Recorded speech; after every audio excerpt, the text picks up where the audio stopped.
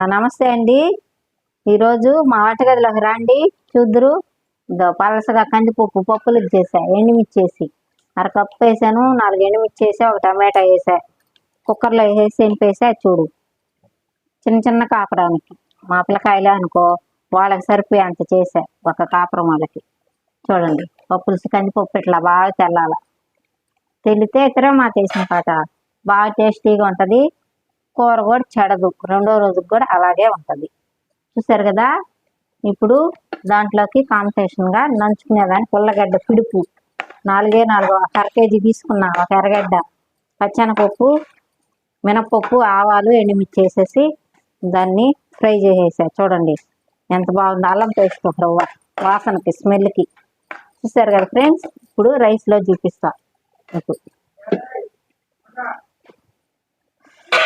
వేడి పప్పులు వేసుకొని ఉల్లగడ్డ పిట్టేసుకొని నంచుకొని తింటుంటే ఫ్రెండ్స్ ఎంత స్మెల్ వస్తుందో. ఉల్లగడ్డ పిట్టు చూడండి, ఉల్లగడ్డ పిట్టు భలే ఉంటుంది ఫ్రెండ్స్. ఈ రెండు కాంబినేషను చాలా బాగుంటుంది. దగ్గరికి చెప్పి ఉల్లగడ్డ బాగా కలిపేది. కాలిపోతున్నాయి వేడి వేడిగా. మీరు ఒక తడవ ఇట్లాగా పలసగా పప్పులుసు ఇట్లా ఉల్లగడ్డ తాలింపు అంటే శనివారం కానీ సోమవారం కానీ మేము తినం ఈరోజు. చూడండి ఇట్లా బాగా చేసుకొని కలుపుతుంటేనే అంత టేస్టీగా ఉంది ఫ్రెండ్స్. చూడండి అన్నీ కరెక్ట్గా ఉన్నాయి.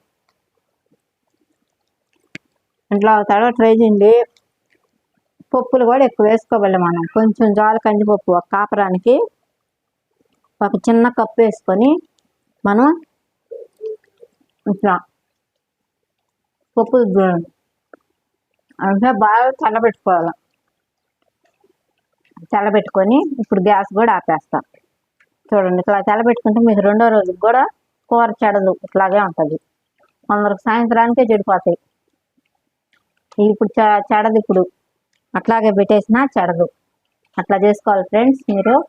ఇంకా ఫ్రెండ్స్ చూసారు కదా ఉల్లగడ్డ ఎంత బాగుందో. ఒక ఫ్యామిలీకి సరిపోయేటట్టు నేను చెప్పా.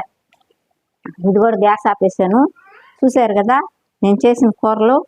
ఇట్లాగా ఉల్లగడ్డ పిడిపోయితే దీన్ని చపాతీలో కూడా తినచ్చు మనం, అంత టేస్టీగా ఉంటుంది.